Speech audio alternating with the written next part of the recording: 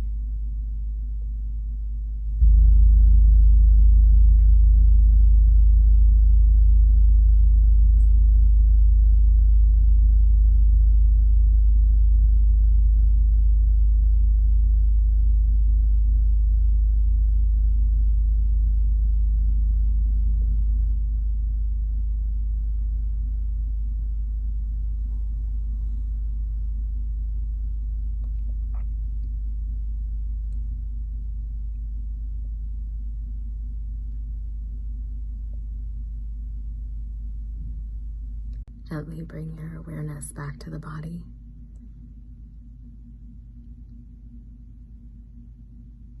Taking a moment to move the head from side to side.